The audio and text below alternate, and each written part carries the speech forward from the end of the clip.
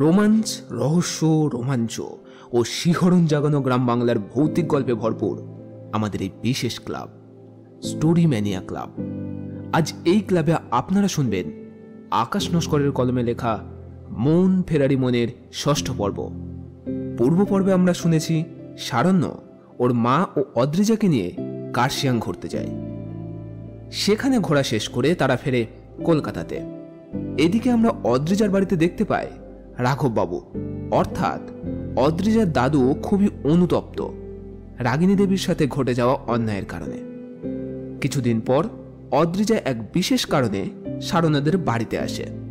সেখান থেকে তনিমা দেবীর নির্দেশে সারণ্য অদ্রিজাকে ছাড়তে যায় তাদের বাড়িতে। যাত্রাপথের নানান কথাবার্তা ও খুনসুটির মধ্য দিয়ে তারা পৌঁছয় রাজবল্লভবাবুর বাড়ির গেটের সামনে। গল্পের সূত্রধারা আমি তুহিন, আর আমার সাথে শুনতে থাকুন গল্পের পরবর্তী অংশ। গিনিদেবী দরজা খুলতেই দেখলেন সারণ্য দাঁড়িয়ে আছে। তা দেখে উনি তাড়াতাড়ি বললেন, আরে আসুন আসুন, ভেতরে আসুন। সারণ্য মুচকি হেসে ভেতরে ঢুকতেই দেখল ড্রয়িং রুমে সবাই বসে আছেন, রাজবল্লভবাবু, ওনার বোন এবং ওনার বাবা। সারণ্য সবার দিকে হাসি মুখে তাকিয়ে দাদুর কাছে গিয়ে বলল, দাদু, আপনি কেমন আছেন? হ্যাঁ, আমি ভালো আছি। তুমি কেমন আছো? আমার এই তো চলে যাচ্ছে কোনো রকমে। গিনিদেবী এতক্ষণ ভাবছিলেন অদ্রিজা কোথায় গেল, তাই বাইরে বেরিয়ে দেখলেন অদ্রিজা এখনো গাড়ির মধ্যে বসে আছে। উনি তাড়াতাড়ি ওনার কাছে গিয়ে বললেন, কিরে, এখনো তুই গাড়িতে বসে আছিস কেন? অদ্রিজা তৎক্ষণাৎ ভাবনার জগৎ থেকে বেরিয়ে আমতা আমতা করে বলল, না কিছু না, চলো। বলেই তাড়াতাড়ি গাড়ি থেকে নেমে দৌড়ে বাড়ির ভেতর ঢুকে গেল। আর চোখে একবার সারণ্যের দিকে তাকিয়ে সোজা সিঁড়ি দিয়ে উঠে গেল নিজের রুমে। এদিকে গিনিদেবী কিছুই বুঝতে পারলেন না মেয়ের এই কাণ্ড কারখানা, তাই চুপচাপ দরজা বন্ধ করে কিচেনে গেলেন সবার জন্য চা করতে। এদিকে রাজবল্লভবাবু বললেন, তা বলুন বলুন, খবর কি?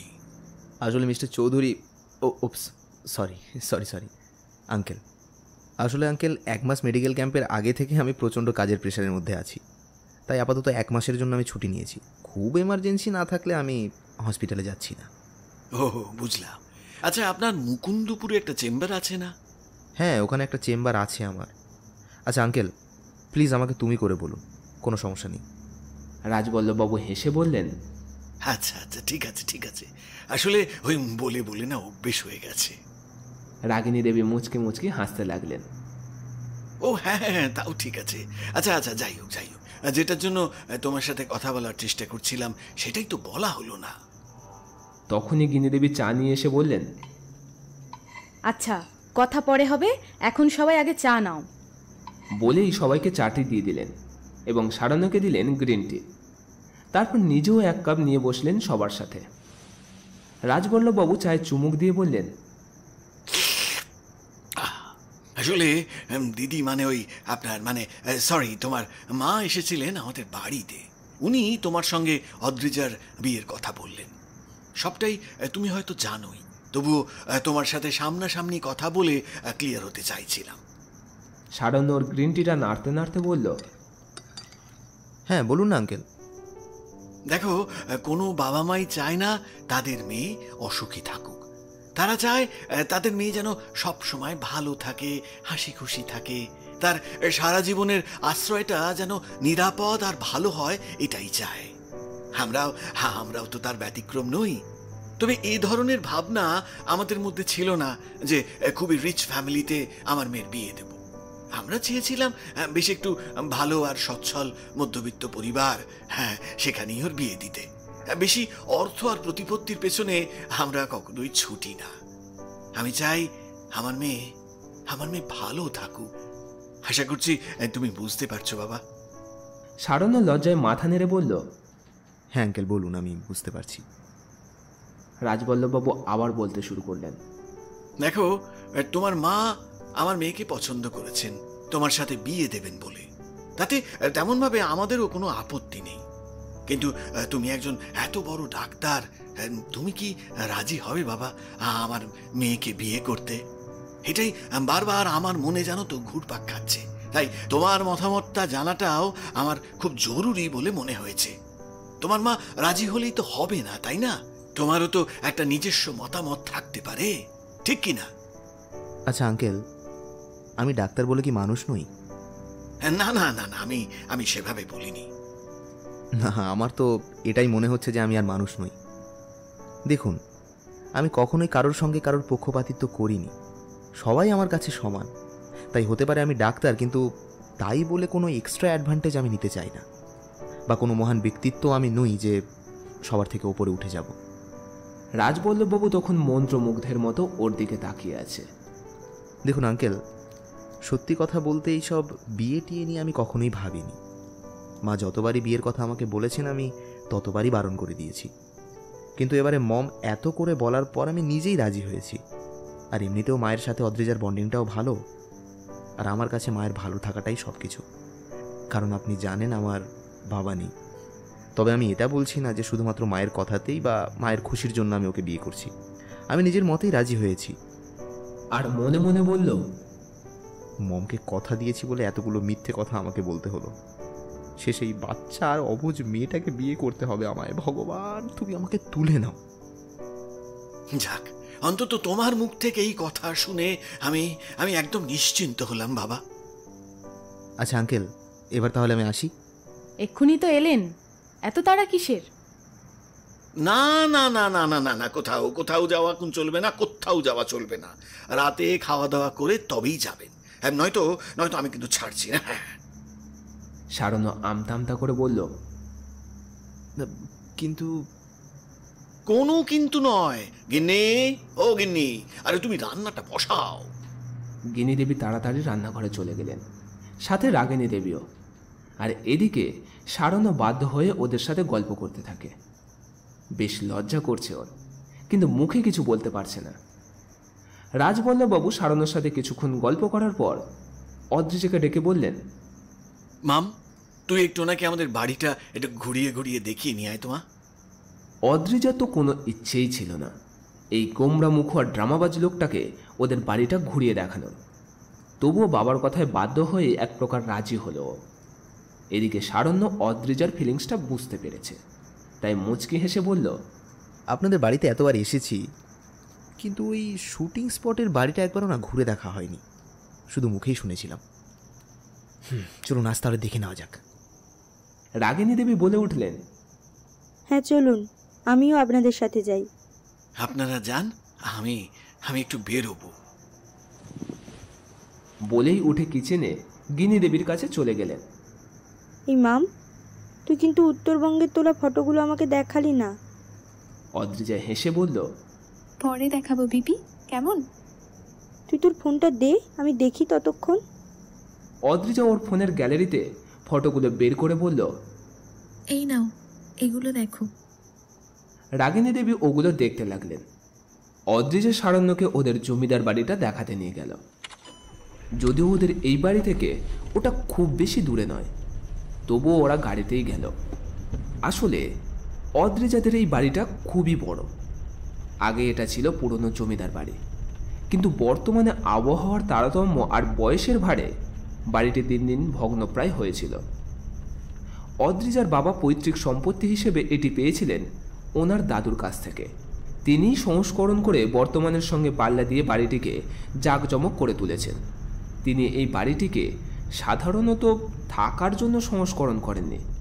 বর্তমানে এই বাড়িতে বিভিন্ন মুভি আর সিরিয়ালের শুটিং হয়, এইসবের জন্যই তিনি এটাকে করেছেন। রাজবল্লভবাবুদের আদিপুরুষরাও ছিলেন তৎকালীন সময়ে বারুইপুরের জমিদার। তারপর আস্তে আস্তে জমিদারি ব্যবস্থার পতন ঘটে। তারপর থেকেই সবাই ছন্ন ছাড়া। কেউ থাকেন বেহালা, কেউ থাকেন সল্টলেক, আর কেউ থাকেন দিল্লি। পারিবারিক সম্পত্তির পরিমাণ বেশি হওয়ার দরুন কাউকে তেমন কষ্ট করতে হয়নি। কর্মসূত্রে সবাই আলাদা আলাদা হলেও বছরের এই একটা দিন ওরা মিলিত হয় ওদের আদি বাড়িতে, যেখানে অদ্রিজার ছোট দাদু থাকেন তার পরিবার পরিজনদের নিয়ে। পুরো বাড়িটা ঘুরে দেখে সারণ্যর খুব পছন্দ হলো, বিশেষ করে ওদের বড় বড় দালানগুলো দেখে। তারপর পুরনো সব আসবাবপত্র আর জিনিসপত্র দেখে বেশ ভালোই লাগলো ওর। মনে মনে ভাবল, বাহ, এরকম একটা জমিদার বাড়ির মেয়ের সঙ্গে যে আমার বিয়ে হবে এটা আমি কখনোই ভাবিনি। তবে আর যাই হোক, এই অদ্রিজা আবার বেশি জমিদারি না করলেই ভালো। ভেবেই অদ্রিজার দিকে তাকিয়ে মুচকি মুচকি হাসতে লাগলো। এদিকে সারণ্য ওর দিকে তাকিয়ে মুচকি হাসছে দেখে অদ্রিজা বেশ রেগে গেল। বলল, এই যে, আমাকে দেখে কি আপনার জোকার বলে মনে হচ্ছে? হ্যাঁ, এভাবে আমার দিকে তাকিয়ে হাসছেন কেন? সারণ্য মুচকি হেসে নাটক করে একটা দীর্ঘশ্বাস ফেলে বলল, হ্যাঁ, না তেমন কিছু না, শুধু ভাবছি কবে আমাদের বিয়েটা হবে। অদ্রিজা খানিকটা লজ্জা পেয়ে ওর কথা শুনে। তা দেখে সারণ্য মুচকি হেসে একটু সিরিয়াস আর গম্ভীর ভাব এনে খানিকটা হেসে বলল, তুমি যতই চেষ্টা করো না কেন, আমার হাত থেকে তোমার কিন্তু রেহাই নেই। আমি সবাইকে ফিনিশ করে দেব, আর তোমাকে তো আমি চালান করে দেব। বলেই খানিকটা হেসে উঠল সারণ্য। অদ্রিজা একটু আমতা আমতা করে তুতলিয়ে বলল, এই দেখুন, আপনি না আমার সঙ্গে একদম মজা করবেন না, আমি বলে দিলাম। আমি জানি আপনি আমার সঙ্গে মজা করছেন, আর এমনিতেও আপনাকে আমি কখনোই বিয়ে করব না। তার থেকে রাস্তার একটা পাগলকে বিয়ে করতেও আমার কোনো আপত্তি নেই। বলেই মুখ ভেঙচে এগিয়ে গেল। আর এদিকে সারণ্য মুচকি হেসে ওর পেছন পেছন গেল। হঠাৎ পেছন থেকে রাগিনী দেবী হন্ততন্ত করে চেঁচিয়ে চেঁচিয়ে দৌড়ে দৌড়ে ওদের কাছে এসে একটা ফটো দেখিয়ে বলল, অদ্রিজা, অদ্রিজা, অদ্রিজা, তুই এই লোকটাকে কোথায় দেখেছিস? তাড়াতাড়ি বল। অদ্রিজা অবাক হয়ে ফটোটার দিকে তাকিয়ে বলল, আরে বেবি, আমরা সিটং গেলাম না, সেখানে আমরা যে হোমস্টেতে ছিলাম, ইনি তো সেখানকার ওনার। সারণ্য তখন চারিদিকে তাকিয়ে তাকিয়ে দেখছে সবকিছু। রাগিনী দেবী যেন খুশিতে আত্মহারা হয়ে গেলেন। তারপর আরো কয়েকবার ফটোটাকে ভালো করে দেখে বলল, ও অদ্রিজা, তোরা বাড়ি আয়, আমি চলে যাচ্ছি। কথাটা কোনো রকমে বলেই তাড়াতাড়ি বেরিয়ে গেলেন। পেছন থেকে অদ্রিজা বলে উঠল, কি হয়েছে বলবে তো বিবি? আর তুমি এভাবে চলে যাচ্ছ কেন? গাড়িতে যাবে না? কিন্তু ততক্ষণে রাগিনী দেবী হন্তদন্ত হয়ে পায়ে হেঁটেই বাড়ির পথে বেরিয়ে পড়েছেন। উনি যে আজ এতদিন পরে নিজের না পাওয়াটাকে আবার পাওয়ার একটা সুপ্ত আশা খুঁজে পেয়েছেন। অদ্রিজা শেষে বাধ্য হয়ে বলল, বিবির নিশ্চয়ই কিছু একটা হয়েছে, চলুন ফিরে যাই। আপনি পরে না হয় একদিন এসে সব দেখে যাবেন। বলেই তাড়াতাড়ি সিঁড়ি দিয়ে নিচে নেমে গেল। আর সারণ্য অবাক হয়ে কিছু বুঝতে না পেরে তাড়াতাড়ি নিচে নেমে আসে। রাগিনী দেবী বাড়িতে এসেই গিনি দেবীকে জড়িয়ে ধরে কেঁদে ফেলল। এদিকে ঘটনার আকস্মিকতায় গিনি দেবী হকচকিয়ে গেলেন। বললেন, এই কি হয়েছে তোর? এরকম করে কাঁদছিস কেন? রাগিনী দেবী কোনো কথা বললেন না, শুধু কাঁদতে থাকলেন। গিনি দেবী ওনার মাথায় হাত বুলিয়ে দিতে দিতে বললেন, কি হয়েছে বল আমাকে। তুই তো ওদের সঙ্গে ওদের বাড়িতে গেলি। আচ্ছা, ওখানে কি কেউ কিছু বলেছে তোকে? কিছু হয়েছে ওখানে? আমাকে বল তুই। রাগিনী দেবী কাঁদতে কাঁদতে বলল, না দিদি। গিনি দেবী নরম সুরে বললেন, আচ্ছা, কি হয়েছে আমাকে বল না। এরকম করে কাঁদলে কি করে হবে বল তো? রাগিনী দেবী ফুঁপিয়ে ফুঁপিয়ে বললেন, আজ এত বছর পর আমি তাকে খুঁজে পেয়েছি দিদি। ভগবান আজ আমার প্রার্থনা শুনেছেন। গিনি দেবী যেন খুশিতে আত্মহারা হয়ে গেলেন। তাড়াতাড়ি রাগিনী দেবীকে সোজা করে বললেন, তুই সত্যি বলছিস? তুই ওকে খুঁজে পেয়েছিস? রাগিনী দেবী কান্না থামিয়ে চোখের জল মুছে বলল, হ্যাঁ দিদি, আজ আমি ওকে খুঁজে পেয়েছি। শুধু তাই নয় দিদি, এটা সম্ভব হয়েছে শুধুমাত্র মিস্টার চ্যাটার্জির জন্য। সেদিন অদ্রিজা ওনাদের সাথে যদি না শিটংয়ে যেত, তাহলে কখনোই আমি ওকে খুঁজে পেতাম না হয়তো। গিনি দেবী খুশি হয়ে বললেন, এ তো খুব ভালো কথা রে, কিন্তু তুই এরকম করে কাঁদছিস কেন বলতো? এটা খুশির কান্না দিদি। মুখে বলে বোঝানোর কোনো ভাষা নেই আমার। গিনি দেবী খুশিতে চেঁচিয়ে বললেন, রাজ, রাজ, বাবা, আপনারা কোথায়? তাড়াতাড়ি আসুন। তখনই রাজবল্লভবাবু সিঁড়ি দিয়ে নামতে নামতে বলল, কি হয়েছে গিনি? হ্যাঁ, মানে এরকম চেঁচিয়ে আরে বাড়ি মাথায় করছো কেন? কি হয়েছে? কি হয়েছেটা কি? আরে আমাদের মনু, সে তার মনের মানুষকে খুঁজে পেয়েছে। রাজবল্লভবাবু যেন খুশিতে ফেটে পড়লেন। উনি তাড়াতাড়ি উৎসুক হয়ে জিজ্ঞেস করলেন, মনু, মনু, মা, মা, মা, তুই সত্যি বলছিস? হ্যাঁ, সত্যি বলছিস? ওরে ওরে, ওকে কোথায় কোথায় খুঁজে পেলি তুই মা? কোথায় খুঁজে পেলি? অদ্রিজা মিস্টার চ্যাটার্জিদের সাথে শিটংয়ে ঘুরতে গেছিল না, ওখানে ওদের গাইড ছিল। আচ্ছা, ওটাই যে সুরেশ, সেটা তুই কি করে বুঝলি? অদ্রিজার ফোনে শিটংয়ের ফটোগুলো দেখছিলাম, তখন একটা ফটোতে অদ্রিজা আর তনিমা দিদির সাথে সুরেশকে দেখেছি আমি। আচ্ছা, ওটা সুরেশ তো? আমি অন্তত সুরেশকে চিনতে ভুল করব না দিদি, ওটাই সুরেশ।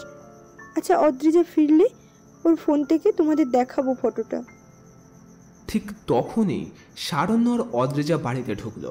অদ্রিজা উত্তেজিত হয়ে বলল, পিপি, তোমার কি হয়েছে বলো তো? তুমি এরকম হন্তদন্ত হয়ে ছুটে এলে কেন? তোর পিসোকে খুঁজে পেয়েছে তোর পিপি।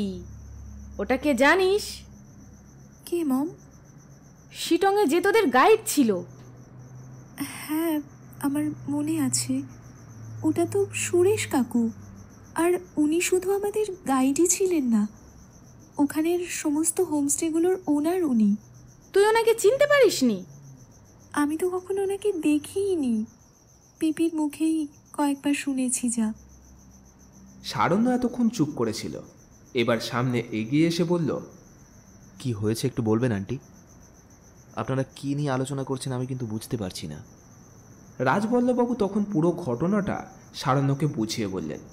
সারণ্য সব কিছু শুনে রাঘববাবুর দিকে তাকিয়ে দেখলেন উনি আগের ঘটনার জন্য খুবই অনুতপ্ত। অতীতের স্মৃতির ব্যথা আজও ওনাকে কুড়ে কুড়ে খায়।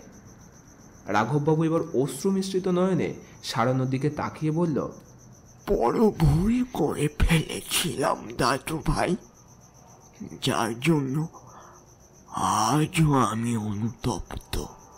তারপর রাগিনী দেবীর মাথায় হাত বুলিয়ে দিতে দিতে বললেন, আমার মেয়েটাকে কত কষ্ট দিয়েছি আমি। ভগবান কেন যে আমাকে এখনো বাঁচিয়ে রেখেছে আমি ভেবে পাচ্ছি না। এর জন্য পরপারে গিয়েও সে যন্ত্রণা আমাকে ধাওয়া করে বেড়াবে। আহা দাদু, ওরকম বলতে নেই। মানুষ মাত্রই তো ভুল করে। তেমনই ভেবে নিন যে আপনিও সামান্য একটু ভুল করে ফেলেছেন। এখন আর একদম কষ্ট পাবেন না। হ্যাঁ হ্যাঁ বাবা, যা হওয়ার তা তো হয়ে গেছে। এখন এখন আর আফসোস করে কোনো লাভ নেই, কোনো লাভ নেই। তুমি তুমি প্লিজ আর কষ্ট পেও না বাবা, একদম কষ্ট পেও না। সারণ্য ওর ফোনটা বের করে বলল, আচ্ছা, আপনারা টেনশন করবেন না, আমি এখনই ওনাকে কল করছি। রাগিনী দেবী সঙ্গে সঙ্গে বাধা দিয়ে বললেন, না না মিস্টার চ্যাটার্জি, আপনি ওকে এখনই ফোন করবেন না। ওকে তাহলে আমি আর কখনোই খুঁজে পাবো না, ও আরও লুকিয়ে নেবে নিজেকে। গিনি দেবী উৎসুক হয়ে বলল, তাহলে কি করবি এখন? রাগিনী দেবী ওনার বাবার উদ্দেশ্যে বললেন, বাবা, আমি শিটং যাব। সে তুই যা, তাতে কোনো প্রবলেম নেই, কিন্তু তুই এখনই যাবি কি করে? তাও আবার একা একা? হ্যাঁ, না না না না না না, একা একা তোকে কোথাও যেতে হবে না, একদম নয়। আমরা আমরা সবাই বরং তোর সঙ্গে যাব। আমার এই শরীর নিয়ে আমি হয়তো যেতে পারবো না। তোরা তাহলে ঘুরে আয়। না না, ওরকম বললে হবে না। যেতে হলে সবাই একসাথে যাব, সাথে ঘোরাও হবে আর মজাও চলবে। অদ্রিজা আনন্দে বলল, হ্যাঁ হ্যাঁ মম, খুব মজা হবে। আমি কদিন খুব এনজয় করেছি ওখানে। তবে মিস্টার চ্যাটার্জি, আপনাদের কিন্তু আমাদের সাথে যেতেই হবে, না বললে কিন্তু শুনছি না। সারণ্য স্মিত হেসে বলল, হ্যাঁ, অবশ্যই যাব। এত ভালো একটা মুহূর্ত এনজয় করতে তো অবশ্যই আমি যাব, আর সাথে মমকেও নিয়ে যাব। রাজবল্লভবাবু হেসে বললেন, তাহলে সিটং, আমরা আসছি খুব তাড়াতাড়ি। সবাই হো হো করে হেসে উঠল। সারান্ন মুচকি হেসে বলল, হ্যাঁ, তাহলে আমি ওনাকে কল করে দিই। কিন্তু তাহলে তো বুঝতে পারবে। সারান্ন হেসে বলল, না না, চিনবে কেন? আমরা তো যাবো অ্যাজ আ গেস্ট হয়ে, তারপর না হয় সারপ্রাইজটা দেবো সবাই মিলে। এটা কিন্তু খুব ভালো আইডিয়া। বলছি বৌমা, আমি রুমে যাচ্ছি, হ্যাঁ, তুমি একটু চা করে দেবে আমাকে? আচ্ছা, দিচ্ছি। বলেই উনি কিচেনে চলে গেলেন। এদিকে রাজবল্লভবাবু বললেন, আচ্ছা, তোমরা গল্প করো, হ্যাঁ, আমি একটু আসছি। মিস্টার চ্যাটার্জি, আপনি আমার সাথে আসুন। অদ্রিজা, তুইও আয়। অদ্রিজা মুখ কাঁচুমাচু করে বলল, পিপি, আমি বরং রুমে যাচ্ছি। না, এখন আমার সঙ্গে আয়। বলেই তাড়াতাড়ি নিজের রুমে চলে গেলেন। আর পিছু পিছু সারণ্য আর অদ্রিজা। রাগিনী দেবীর চোখ ছলছল করে উঠল। বলল, আমাকে একবার ওর গলা শোনাতে পারবে? সারণ্য সোফায় বসে বলল, আচ্ছা, আমি কল করছি, আপনি কিন্তু কথা বলবেন না। আচ্ছা। সারণ্য সুরেশকে কল করে, আর কয়েকবার রিং হওয়ার পর তিনি ফোনটা রিসিভ করে বললেন, হ্যাঁ ডাক্তারবাবু, বলুন, কেমন আছেন? সারণ্য ফোনটা স্পিকারে রেখে বলল, এই তো আমি ভালো আছি, আপনি কেমন আছেন? হ্যাঁ, আমার ওই চলে যাচ্ছে কোনো রকমে। ও, আর আন্টি কেমন আছেন? মা তো খুব ভালো আছে, তবে বারবার গ্রামে যাওয়ার কথা বলছেন। আমি ভাবছি সামনেই একবার ঘুরে আসব। বাহ, এ তো বেশ ভালো কথা। আচ্ছা বলছি, শুনুন না, সামনের সপ্তাহে আমাদের একটা টিম আপনার ওখানে উঠছি, বুঝলেন? সুরেশবাবু হতাশ হয়ে বললেন, মনে হয় হবে না, বুঝলেন ডাক্তারবাবু, কারণ এখানের অবস্থা খুব একটা ভালো না। ঝড় বৃষ্টিতে একটু ক্ষতি হয়ে গেছে আমার, আপাতত মেরামতের কাজ চলছে। আমি ভাবছি এই সুযোগে কলকাতা থেকে ঘুরে আসব। তবে আপনারা চিন্তা করবেন না, আমি আমার একটা ফ্রেন্ডের হোমস্টে বুক করে রাখবো। না না, তাহলে আর এখন যাচ্ছি না, আমরা না হয় পরে গিয়ে ঘুরে আসব। আচ্ছা, আপনি আর আন্টি কি কলকাতায় আসবেন ভাবছেন? হ্যাঁ, পরশুদিনই বের হব। তবে আমার একটা আবদার আছে আপনার কাছে, কলকাতায় এসে সোজা কিন্তু আমার বাড়িতে উঠতে হবে। আমি কোনো না শুনছি না কিন্তু। ধুর, হঠাৎ করে আপনার বাড়িতে কি করে যাব বলুন তো? ও তার থেকে বরং আমি একটি হোটেল রুম বুক করে নেব। না না সুরেশবাবু, আমার কিন্তু তাহলে খুব খারাপ লাগবে। আমি আপনার কোনো কথাই শুনছি না, আপনি এখানে আসছেন, ব্যাস ফাইনাল। সুরেশবাবু আমতা আমতা করে বলল, আচ্ছা আচ্ছা, ঠিক আছে, তবে যাব, কিন্তু এভাবে বলবেন না প্লিজ। আমার তো কত বড় সৌভাগ্য যে আপনি আপনার বাড়িতে আমাদের নিমন্ত্রণ করলেন। আচ্ছা, আমরা অবশ্যই যাব। ঠিক আছে, তাহলে রাখি এখন। হ্যাঁ হ্যাঁ, রাখুন। ফোনটা রাখতেই রাগিনী দেবী চোখ দুটো মুছে বলল, আজ কতদিন পর ওর কথা শুনতে পারলাম আমি। আমি জানি না আপনার এই ঋণ আমি কখনো শোধ করতে পারবো কিনা, তবে এটুকু বলবো, আপনার পাশে আমি সব সময় আছি। যদি কখনো কোনো প্রয়োজন পড়ে তবে অবশ্যই আমাকে জানাবেন। আমি চেষ্টা করব আপনার পাশে থাকার। এমা ছি, এভাবে বলবেন না প্লিজ। আমি আপনার থেকে অনেক ছোট, আর আমি এমন কিছুও করিনি। ভাগ্যচক্রে আমি ওনাকে চিনি মাত্র, এর থেকে তো আর বেশি কিছু করিনি আমি। আপনি নিজেও বুঝতে পারছেন না যে আপনি কি জিনিস আমাকে ফিরিয়ে দিলেন। যাই হোক, আপনি ততক্ষণ অদ্রিজার সাথে বসে গল্প করুন, আমি ফ্রেশ হয়ে আসছি। কথাটা বলেই রাগিনী দেবী নিচে চলে গেলেন। আর এদিকে অদ্রিজা বিছানায় বসে আছে, আর সারণ্য সোফায় বসে বসে ফোন ঘাঁটছে। হঠাৎ অদ্রিজা ওর দিকে তাকিয়ে বলল, থ্যাংক ইউ। সারণ্য অমনি ফোন থেকে মুখটা তুলে মুখ কাচুমাচু করে বলল, কি ব্যাপার, হঠাৎ থ্যাংক ইউ? আসলে আমার পিপি এত বছর ধরে পিসোর জন্য কষ্ট পাচ্ছিল, আজ আপনার জন্য পিপি এতটা খুশি। দেখো, আগেও বলেছি আমি কিছুই করিনি। নর্মালি আমি ওনাকে চিনতাম মাত্র, তাই বলে দিলাম, এতে আবার থ্যাংক ইউ বলার কি আছে? যতই হোক, আপনি যদি কন্ট্যাক্ট করে না দিতেন তাহলে হয়তো পিপি বিশুকে কখনোই খুঁজে পেত না। আচ্ছা আচ্ছা বাবা, ঠিক আছে। আচ্ছা, এখন কি খাবেন বলুন? সারণ্য চোখ উঁচিয়ে বলল, বাবা, কিছুক্ষণ আগেই তো আমার সাথে সাপে নেউলের মতো ঝগড়া করছিলে, এখন আবার খাওয়ার কথা জিজ্ঞাসা করছো? দেখুন, ঝগড়া তো আপনার সাথে আবার ছিল, আছে, আর আশা করি সব সময়ই থাকবে, কিন্তু এখন একটা ভালো সময়, তাই আপনাকে খাবার কথা জিজ্ঞেস করলাম। এবার খাবেন কি না সেটা একান্তই আপনার ব্যাপার। সারণ্য হালকা মুচকি হেসে বলল, হ্যাঁ, যদি মন থেকে একটু কফি করে দাও তাহলে খেতে পারি। আর কিছু? না, আপাতত আর কিছু চাই না, কফিটা খেয়েই আমি বেরিয়ে পড়ব। অদ্রিজা আর কিছু না বলে সোজা কিচেনে চলে যায়। তারপর কফির জন্য দুধ ফোটাতে থাকে। এদিকে গিনি দেবী সোফায় বসে রাগিনী দেবীর দিকে তাকিয়ে অবাক হয়ে বলল, আজ ওর কি হয়েছে বলতো? যে মেয়ে জীবনে কিচেনে ঢোকে না, সে আজ কিচেনে ঢুকলো। ভাববার বিষয়। আমি কি করে জানবো বৌদি? তুমি জিজ্ঞেস করো। গিনি দেবী চেঁচিয়ে জিজ্ঞেস করলেন, এই অদ্রি, তুই কিচেনে কি করছিস? কফি বানাচ্ছি।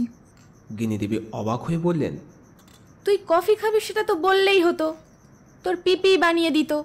উফ, তুমি কি একটু চুপ করবে মম? বলেই আবার নিজের কাজে মন দিল সে। তারপর কফির মগটি নিয়ে সিঁড়ি দিয়ে উঠে যেতে লাগলো উপরে। আর এইদিকে গিনি দেবী রাগিনী দেবীর দিকে তাকিয়ে বললেন, কিছু বুঝলি? কি? তোকে অত বুঝতে হবে না, তুই বরং একটা কাজ কর, চুপি চুপি দেখে আয় তো ও ওটা কোথায় নিয়ে গেল। রাগিনী দেবী তাড়াতাড়ি সোফা থেকে উঠে সিঁড়ি দিয়ে উপরে উঠে গেল। বেশ কিছুক্ষণ পর নেমে এসে মুচকি হেসে বলল, খেলা জমে গেছে বৌদি। অদ্রি সারণ্যের জন্য কফি নিয়ে গেল। গিনি দেবী হেসে বললেন, বাহ, একটু আগেই তো সাপে নেউলের মতো ঝগড়া করছিল, আর এখন হঠাৎ কফি করে নিয়ে গিয়ে খাওয়াচ্ছে। যাই হোক, অন্তত ওদের মধ্যে মিল হয়ে যাক, এটাই চাই। আচ্ছা রাগিনী, একটা কথা আমার মাথায় সেই থেকে ঘুরঘুর করছে, বুঝলি? কি করব বুঝে উঠতে পারছি না। কেন, কি কথা? আচ্ছা, অদ্রিজার এখনই বিয়েটা দেওয়া কি ঠিক হবে? দেখো বৌদি, সারণ্য আমার এত বড় উপকার করেছে বলে আমি ওর হয়ে কথা বলছি না, তবে এটুকু বলবো, আমার এই এত বছরের শিক্ষক জীবনের অনেক মানুষের সাথে আমার পরিচয় হয়েছে, অতএব মানুষ চিনতে আমি কখনো ভুল করতে পারি না।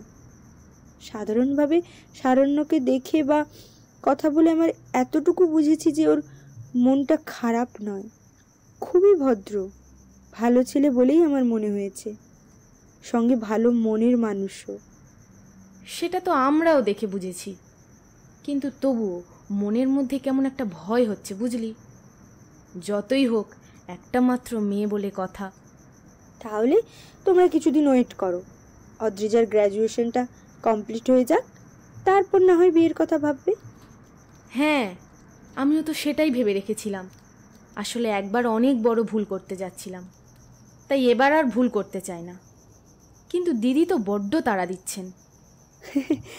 আচ্ছা, তাহলে একটা কাজ করো, সামনের একটা ভালো দিন দেখে ওদের দুজনের রেজিস্ট্রিটা করিয়ে দাও, তারপর অদ্রিজার 1 বছর পর কলেজ কমপ্লিট হয়ে গেলে তখন পাকাপাকিভাবে বিয়ে দিও। হ্যাঁ, এটা কিন্তু দারুণ আইডিয়া দিয়েছিস রাগিনী, আমি আজই দিদিকে ফোন করব। এদিকে অদ্রিজা কফির কাপটা সারণ্যর সামনে ধরে বলল, নিন আপনার কফি। সারণ্য হালকা হেসে ওর হাত থেকে কফিটা নিয়ে চুমুক দিয়ে বলল, নাইস, খুব সুন্দর কফি বানাও তো তুমি। Thank you.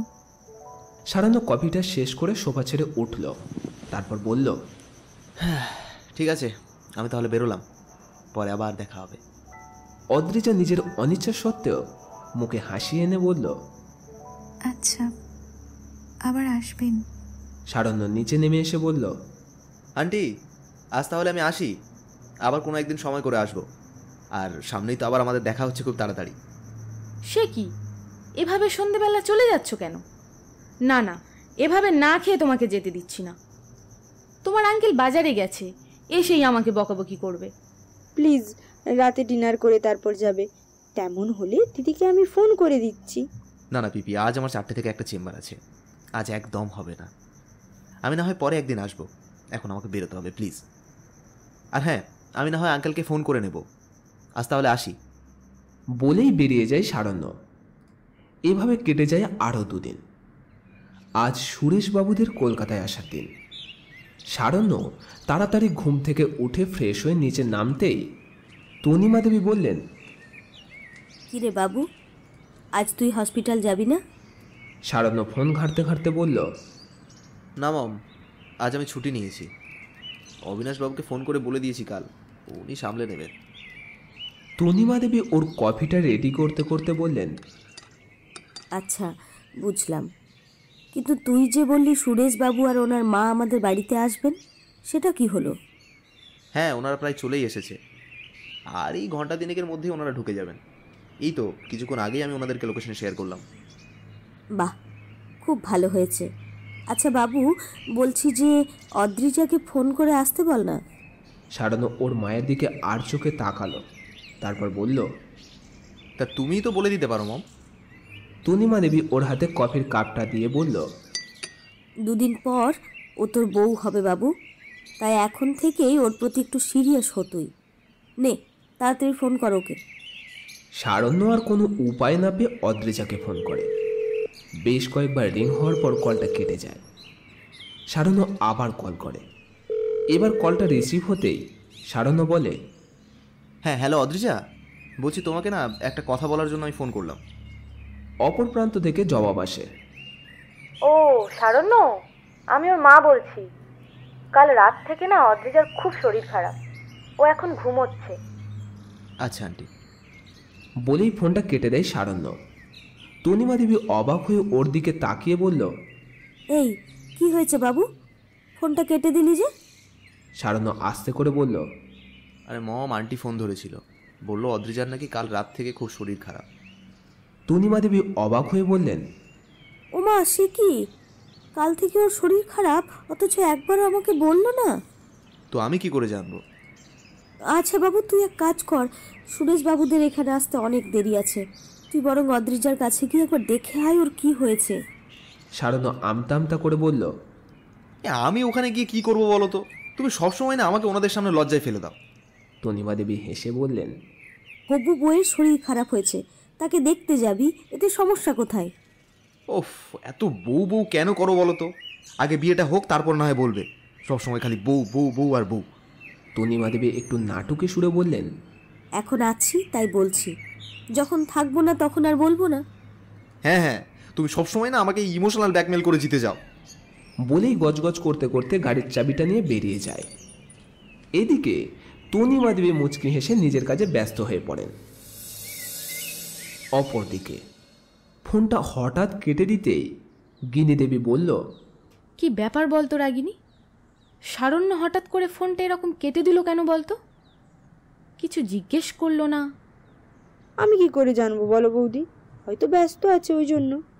তখনই অদ্রিজা ঘুম ঘুম চোখে তাকিয়ে বলল, মম, পেটটা আবার যন্ত্রণা করছে। তোর বিকাশ আঙ্কেলকে ফোন করেছি, উনি বললেন আসছে। অদ্রিজা পেটে হাত দিয়ে বলল, উফ, খুব যন্ত্রণা করছে তো। একটা অমিপ্রাজল তো খেলি, তাতেও কমছে না? পুরোপুরি কমে গেছিল, কিন্তু আবার শুরু হয়েছে। কিন্তু তুই আমাকে একটা কথা বল, কি করে তোর পেট ব্যথা হলো? মানে কিছু খেয়েছিলি? না, হঠাৎ করেই শুরু হয়েছে। কি জানি বাবা, এমনি এমনি কারোর পেট ব্যথা হয় আমি কখনো শুনিনি। উফ মম, তুমি একটু চুপ করো না। দেখছো আমার পেটে ব্যথা করছে, তবুও তুমি বক বক করেই যাচ্ছ। ওরা এইসব নিয়ে কথাবার্তা বলছিল। হঠাৎ ডোরবেলটা বেজে উঠতেই গিনি দেবী বলে উঠলেন, ওই তো মনে হয় বিকাশবাবু চলে এসেছে। রাগিনী, একটু দেখ তো গিয়ে। রাগিনী দেবী তাড়াতাড়ি নিচে চলে গেলেন এবং কিছুক্ষণ পর সারণ্যকে নিয়ে ফিরে এসে বললেন, বৌদি, বিকাশবাবু আসেননি, সারণ্য এসেছে। রাগিনী দেবীর কথা শুনে সারণ্য বেশ লজ্জায় পেল। গিনি দেবী মনে মনে বেশ হাসলেন। এবার ইনি বুঝতে পারলেন যে সারণ্যর তখন ফোন কেটে দেওয়ার আসল কারণটা কি। রাগিনী দেবী তাড়াতাড়ি চেয়ারটা এগিয়ে দিয়ে বললেন, সারণ্য, তুমি দাঁড়িয়ে আছো কেন? বসো বসো। সারণ্য চেয়ারে বসে বলল, আসলে আন্টি, আপনি বললেন না যে অদ্রিজার শরীর খারাপ, তাই মা আমাকে পাঠালেন ওকে দেখে আসার জন্য। রাগিনী দেবী মুচকি হেসে বলেই ফেললেন, বেশ করেছো এসেছো। হবু শ্বশুর বাড়ি আসবে, তার জন্য আবার পারমিশন লাগে নাকি? তাই না বলো বৌদি? গিনি দেবী আর কিছু বলতে পারলেন না, শুধু একটু মুচকি হেসে বললেন, হ্যাঁ ঠিকই তো। এদিকে অদ্রিজা সারণ্যের অবস্থা শোচনীয়। তাদের মুখ লজ্জায় লাল হয়ে গেছে। অবশেষে সারণ্য লজ্জা থেকে বেরিয়ে বলল, আচ্ছা আন্টি, ওর কি প্রবলেম হচ্ছে সেটা বললে ভালো হতো। কাল রাত থেকে পেটের ব্যথায় ছটপট করছে। একটা ওমিপ্রাজল খাইয়েছি, তার জন্য মাঝে কমে গেছিল, কিন্তু আবার শুরু হয়েছে। সারণ্য এবার অদ্রিজার দিকে তাকিয়ে বলল, হ্যাঁ, পেটের কোথায় যন্ত্রণা হচ্ছে? নাভির ওপরে নাকি নিচে? অদ্রিজা লজ্জায় চুপ করে থাকে। তা দেখে গিনি দেবী ধমক দিয়ে বললেন, এই অদ্রি, বল কোথায় যন্ত্রণা করছে?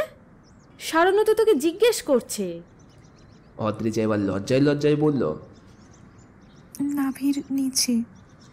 সারণ্য আবার ওর দিকে তাকিয়ে বলল, কাল কি খেয়েছিলে? অদ্রিজা একটা ঢোক গিলে বলল, কিছু খাইনি। হ্যাঁ, ও কাল রাতেও ভাত খায়নি। সারণ্য এবার একটু জোর গলাতেই বলল, সারাদিন যদি ফাস্ট ফুড খায় তবে ভাত খাবে কি করে? গিনি দেবী অবাক হয়ে বললেন, মানে? সারণ্য এবার অদ্রিজার দিকে তাকিয়ে দেখল অদ্রিজা ওর দিকে করুণ দৃষ্টিতে তাকিয়ে আছে। তা দেখে ও গিনি দেবীর দিকে তাকিয়ে বলল, মানে অদ্রিজা অতিরিক্ত পরিমাণে ফাস্ট ফুড খায় আন্টি, যেটা শরীরের পক্ষে অত্যন্ত ক্ষতিকর। আর কাল ও নানা রকমের ফাস্ট ফুড খেয়েছিল, যার কারণে ওর পেটের যন্ত্রণা শুরু হয়েছে।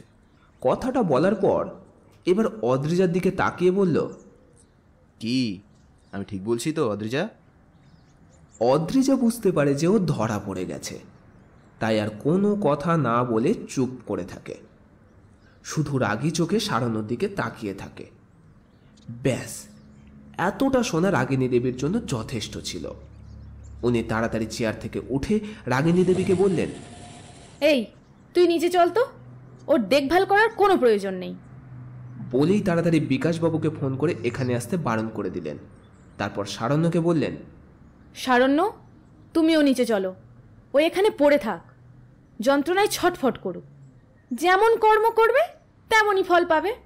ওকে কতবার বারণ করেছি ও সব খাবি না, ও তবুও আমার কোনো কথা শোনে না। এখানে পড়ে পড়ে কষ্ট পাক। চলো চলো, নিচে চলো। সারণ্য মনে মনে মুচকি হেসে বলল, প্লিজ আন্টি, ওকে বকবেন না, একেই কষ্ট পাচ্ছে বেচারি। আমি বরং ওষুধ দিচ্ছি, আপনি ওকে একটু খাইয়ে দিন। গিনি দেবী ঝাঁঝিয়ে উঠে বললেন, না না, ওকে ওষুধ খাওয়ানোর কোনো প্রয়োজন নেই।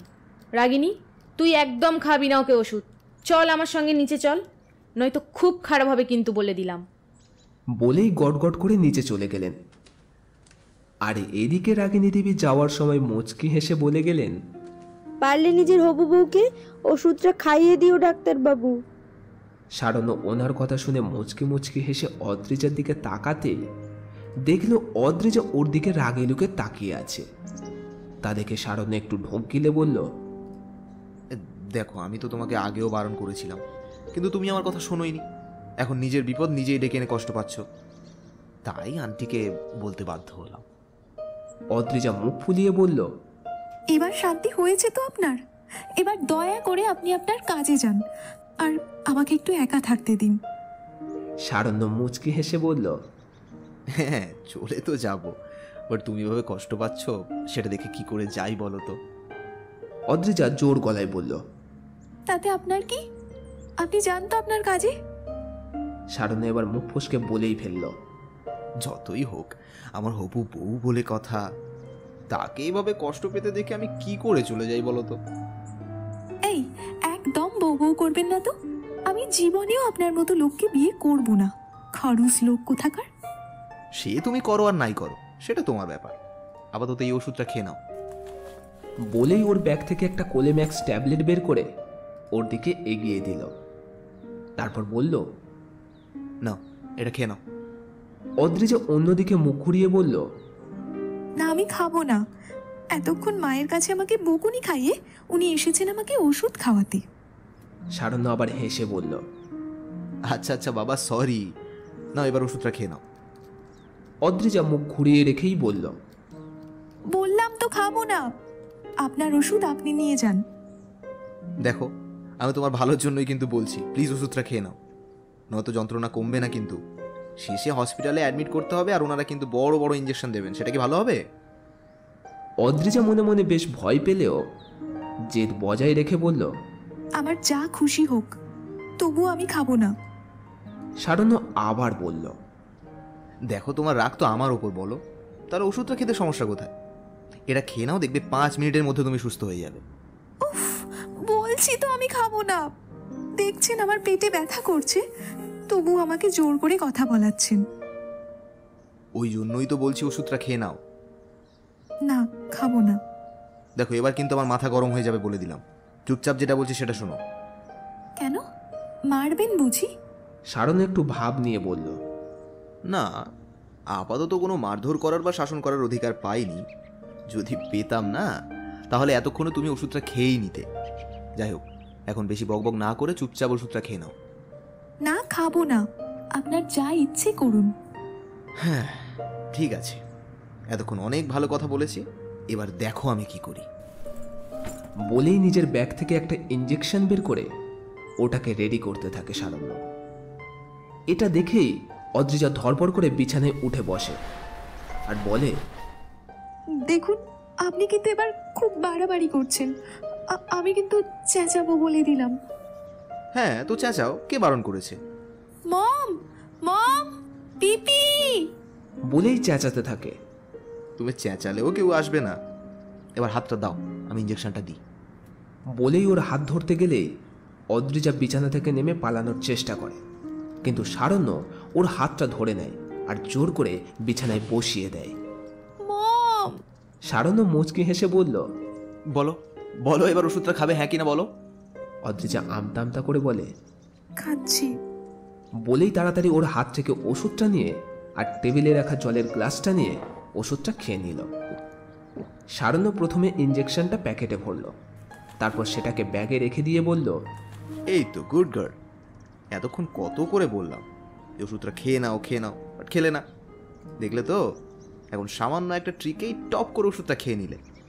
এদিকে দরজার বাইরে থেকে গিনি দেবী আর রাগিনী দেবী এই দৃশ্য দেখে মুচকে মুচকে হাসছেন। আসলে ওরা অদ্রিজার ডাক শুনে আগেই উপরে এসেছিলেন, কিন্তু ওদের কথাবার্তা শুনে আর ভেতরে ঢোকেননি। রাগিনী দেবী উৎসুক হয়ে আরো উঁকি দিয়ে দেখবার চেষ্টা করছিলেন, কিন্তু গিনি দেবী ওনাকে টেনে নিচে নামাতে নামাতে বললেন, দুজনই পুরো পাগল, ওরা পারেও বটে। দূর, কি সুন্দর ওদের মিষ্টি ঝগড়া দেখছিলাম, তুমি দেখতে দিলে না। এই, আমি রান্না করব, আমার হাতে হাতে সাহায্য করবি, চল। এদিকে আপনি একটা রাক্ষস, একটা ছুঁচো আপনি। সারানো মুচকি মুচকি হেসে বলল, সে তুমি আমাকে যা খুশি বলো, তাতে কোনো সমস্যা নেই, বাট তুমি যে ওষুধটা খেয়েছো তার জন্য থ্যাঙ্কস। আমার খাওয়ার কোনো ইচ্ছে ছিল না, আপনি জোর করে আমাকে ওষুধ খাইয়েছেন।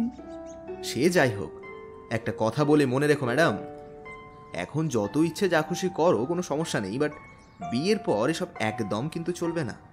হ্যাঁ, তুমি নিজের লাইফকে যেমন খুশিভাবে চালাতে পারো, তাতে আমার কোনো প্রবলেম নেই, বাট এই ফাস্ট ফুডকে কিন্তু তোমায় একদমই টাটা বলতে হবে।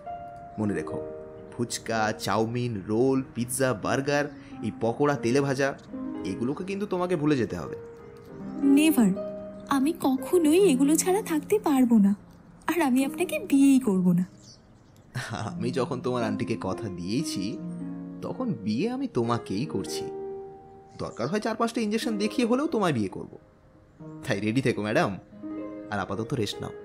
বলেই নিচে চলে যাওয়ার জন্য ঘুরতেই অদ্রিজা চেঁচিয়ে বলল, আপনার মতো খারুসকে আমি কখনোই বিয়ে করব না। সারণ্য ওর দিকে তাকিয়ে মুচকি হেসে বলল, আচ্ছা, সে দেখা যাবে। বলেই নিচে চলে গেল সারণ্য। আর এদিকে অদ্রিজা লজ্জায় লাল হয়ে বিছানায় ঠায় বসে রয়েছে। ওর যে এতক্ষণ পেটে ব্যথা করছিল সেটাও বেমালুম ভুলে গেছে। তবে ও বুঝতে পারছে আস্তে আস্তে ওর পেটের ব্যথা কমছে। তাই আর বেশি লাফালাফি না করে চুপ করে শুয়ে রইল অদ্রিজা। এদিকে সারণ্য নিচে নামতেই গিনিদেবী বললেন, সারণ্য, তুমি বসো বরং, আমি তোমার জন্য কফি করে আনি। বলে উঠতে যেতেই সারণ্য বাধা দিয়ে বলল, না না আন্টি, কিছু করতে হবে না, আমি এখনই চলে যাব। একটু আগেই তো এলে, এখনই চলে যাবে? হ্যাঁ আন্টি, চলে যেতে হবে। তখনই রাজবল্লভবাবু বাজারের ব্যাগ নিয়ে বাড়িতে ঢুকলেন। বললেন, ধুর, কি খালি সব সময় চলে যাব করো বলো তো? হ্যাঁ, একটু একটু শান্তি করে বসো দেখি। আসলে আঙ্কেল। রাজবল্লভবাবু ওকে আর কিছু বলতে না দিয়ে বলল, আজ আর আমি কোনো কথা শুনছি না, কোনো কথা শুনবো না। আজ এখানে লাঞ্চ করে তবেই তুমি যাবে, ব্যাস। না না আঙ্কেল, আজ একদমই হবে না। আজ তো সুরেশবাবু আর ওনার মা আসছেন না আমাদের বাড়িতে, আর কিছুক্ষণ পর হয়তো ওনারা চলে আসবেন। ও না না না, তাহলে তো আজ আর আটকানো যাবে না। আচ্ছা গিনি, তুমি বরং এখন একটু লুচি তরকারি করো। না না, আমি এখনই চলে যাব। না না না, একদম নয়, চুপ করে বসো, চুপ করে। আর গিনি, আরে তুমি যাও না, যেটা বললাম করো। সারণ্য আর না করতে পারে না। ও ভেবে নেয় খেয়েই তাড়াতাড়ি বাড়ি ফিরবে। রাজবল্লভবাবু সোফায় বসে বললেন, আচ্ছা আচ্ছা, আমরা তাহলে কখন যাব? আপনারা বরং সন্ধেবেলায় আসুন, কারণ ওনারা অনেক জার্নি করে আসছেন তো। ঠিক আছে। রাগিনী দেবী দরজার আড়ালে দাঁড়িয়ে ওদের কথা শুনে মনে মনে একটা চাপা উত্তেজনা অনুভব করলেন।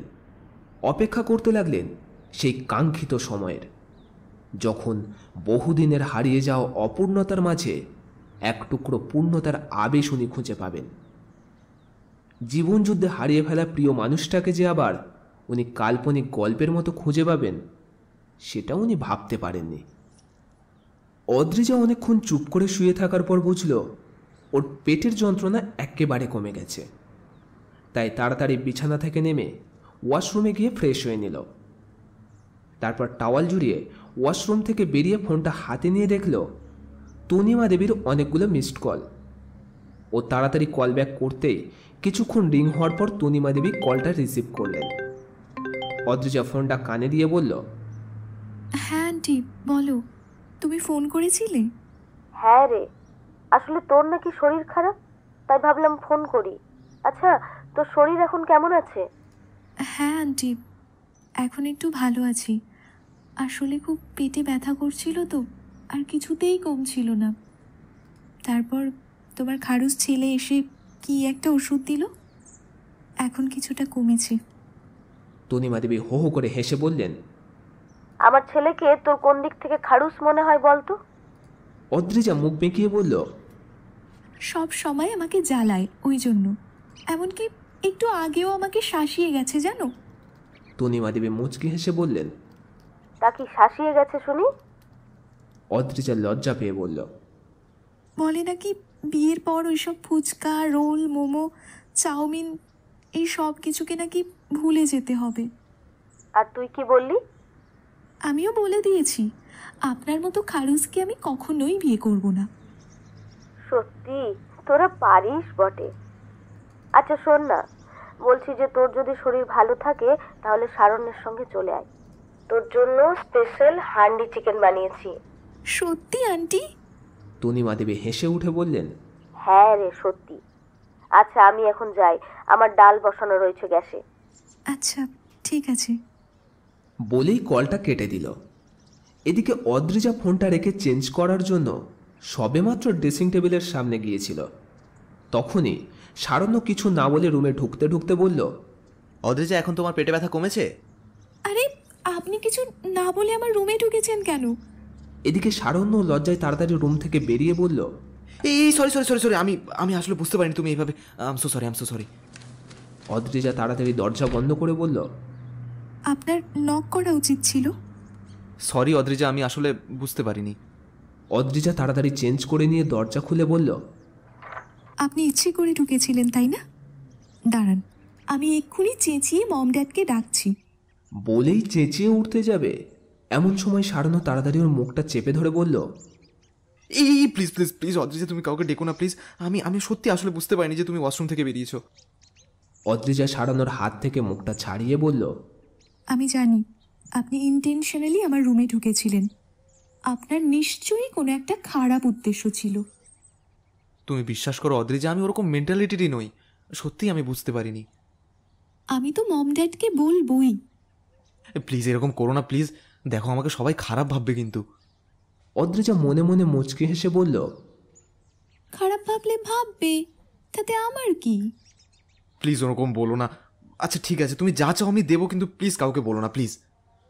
ঠিক আছে, বলবো না, কিন্তু আপনি কথা রাখবেন তো? আচ্ছা তোমার কি চাই বলো। না, আপাতত কিছু চাই না, সময় হলে ঠিক চেয়ে নেব। ঠিক আছে, আমি তাহলে আসলাম। আসলে আমি চলেই যাচ্ছিলাম, তাই ভাবলাম তোমার পেটে ব্যথাটা কমেছে কি না দেখে আসি, ওই জন্যই এসেছিলাম। হ্যাঁ, আপাতত ব্যথা করছে না। আচ্ছা, আপনি কি চলে যাচ্ছেন? সারানো লজ্জায় লজ্জায় বলল, হ্যাঁ। আচ্ছা, আপনি নিচে দাঁড়ান, আমি আসছি, আপনার সাথে যাব। সারানো আচ্ছা বলে নিচে গিয়ে গাড়িতে বসে ওয়েট করতে লাগলো। কিছুক্ষণ পর অদ্রিজা এসে গাড়িতে বসতেই সারানো গাড়ি স্টার্ট দিয়ে বেরিয়ে গেল। অদ্রিজা বারবার সারানোর দিকে তাকিয়ে দেখছে। ও এখনো বেশ লজ্জায় রয়েছে, মনে হলো বেশ গিল্ট ফিল করছে। তাই অদ্রিজা এবার মুচকি হেসে বলল, সরি। সারানো ওর দিকে তাকিয়ে ভ্রু কুঁচকে বলল, কেন? আমি বুঝতে পারছি কিছুক্ষণ আগের ঘটনার জন্য আপনি এখনো মনে মনে গিল্টি ফিল করছেন, কিন্তু আমি ওটা আপনার সাথে মজা করেছি। সারানো অবাক হয়ে বলল, কি? আমি কখনোই মম ড্যাডকে ডাকতাম না, ভাবলাম আপনার সাথে একটু মজা করা যাক। তাই বলে এরকম মজা? হ্যাঁ, তা নয় তো কি। আপনি আমার সাথে মজা করতে পারেন, আর আমি করলে সমস্যা কোথায়? হ্যাঁ সেই, আর একটু হলেই আমার জীবনটা বের হয়ে যাচ্ছিল। তবে আপনি কিন্তু আমাকে কথা দিয়েছেন, আমি যা চাইবো দেবেন। হ্যাঁ বলেছি যখন দেব। তোমার কি চাই বলো। আমি চাই বিয়ের পরও আমি যা যা খেতে ভালোবাসি সেগুলো যেন খেতে পারি। এই তোমার এইসব কূটনৈতিক কারবার বন্ধ করো তো। যতই এইসব বলো, কোনো কিছুতেই কিন্তু আমার নাটা হ্যাঁ হবে না। হ্যাঁ এখন যা ইচ্ছে করো, তাতে প্রবলেম নেই, বাট এরপর কিন্তু একদম নয়। ও, আমি খেলেই সমস্যা না? আর এদিকে যে আপনি ডাক্তার হয়েও সিগারেট খান, সেটা বুঝি খুব ভালো, তাই না? সারানো চমকে উঠল, তারপর আমতা আমতা করে বলল, এই আমি মোটেও ওইসব খাই না। থাক থাক, এখন আর লুকিয়ে কাজ নেই আপনার। আমি সেদিন স্পষ্ট দেখেছি আপনাকে, আপনি সিগারেট খাচ্ছিলেন। সারানো গাড়ি চালাতে চালাতে মিনমিন করে বলল, এই দেখো, এইসব মিথ্যে কথা আমাকে বলবে না। আমি মোটেও এইসব সিগারেট টিগারেট খাই না। আমি মিথ্যে কথা বলছি না। ঠিক আছে, আমি আন্টিকে প্রুফ সহ বলবো, তখন দেখবেন আন্টি আপনাকে কিরকম বকে। এই কি প্রুফ আছে তোমার কাছে? আমার কাছে যাই থাকুক না কেন, আপনাকে বলবো কেন? তার মানে তোমার কাছে কোনো কিছুই নেই? ঠিক আছে, আন্টিকে যখন দেখাবো তখন বুঝবেন। সারানো ওর দিকে তাকিয়ে বলল, আচ্ছা একটা ডিল করি। ডিল? মানে তুমি ওই প্রুফটা আমাকে দিয়ে দেবে, আর তার পরিবর্তে তুমি যা চাইবে দেবো। ওই তো আগেই বললাম, আমি একটা জিনিস চাই। তবে এখন আমার মুড কিছুটা চেঞ্জ হয়েছে। কি শুনি? প্রথম কথা, আমাকে ফাস্ট ফুড খেতে বারণ করা যাবে না। আর দ্বিতীয় কথা হলো, এখনই আমার সাথে আপনাকে ফুচকা খেতে হবে। ও হ্যালো, এই দুটো উইশ তোমার কখনোই পূরণ হবে না। হ্যাঁ, অন্য কিছু বলো। অদ্রিজা মুখ ঘুরিয়ে বলল, ঠিক আছে, আমিও তবে আন্টিকে বলে দেব। এই তুমি কিন্তু এবার ব্ল্যাকমেল করছো আমাকে। ভেবে নিন তাই। সারানো হঠাৎই গাড়িটা থামিয়ে ওর দিকে সরে যেতে যেতে বলল, আর আমি যদি তোমার কথা না শুনি তো? অদ্রিজা কাঁপা কাঁপা গলায় বলল, আপনি এগিয়ে আসছেন কেন? সারানো কোনো কথা না বলে আরও এগিয়ে যায় ওর দিকে। এক পর্যায়ে অদ্রিজা লজ্জায় চোখ বন্ধ করে নেয় আর হাত দিয়ে সারানোকে বাধা দেওয়ার চেষ্টা করে। কিন্তু অদ্রিজাকে অবাক করে সারণ্য অদ্রিজার পাশের গ্লাসটা নামিয়ে চেঁচিয়ে বলল, দাদা আমার পার্সেলটা রেডি তো? রাস্তার পাশে মেডিকেল শপ থেকে উত্তর এলো। হ্যাঁ দাদা দিচ্ছি, দাঁড়ান। অদ্রিজা কি বলবে ভেবে পাচ্ছে না, তাই লজ্জায় চুপ করে বসে আছে। এদিকে মেডিকেল শপের লোকটি একটা সোলার পার্সেল বক্স এনে গাড়ির সামনে দাঁড়াতেই সারণ্য বলল, দাদা ওটা পেছনের সিটে রেখে দিন। লোকটি পেছনের সিটে জিনিসটা রেখে দিতেই সারণ্য বলল, হ্যাঁ দাদা আমি অনলাইন করে দিয়েছি, দেখে নেবেন। হ্যাঁ আচ্ছা। লোকটি আচ্ছা বলেই চলে গেল। আর এদিকে সারণ্য একবার অদ্রিজার দিকে তাকিয়ে মুচকি হেসে গাড়ি স্টার্ট দিয়ে বেরিয়ে গেল।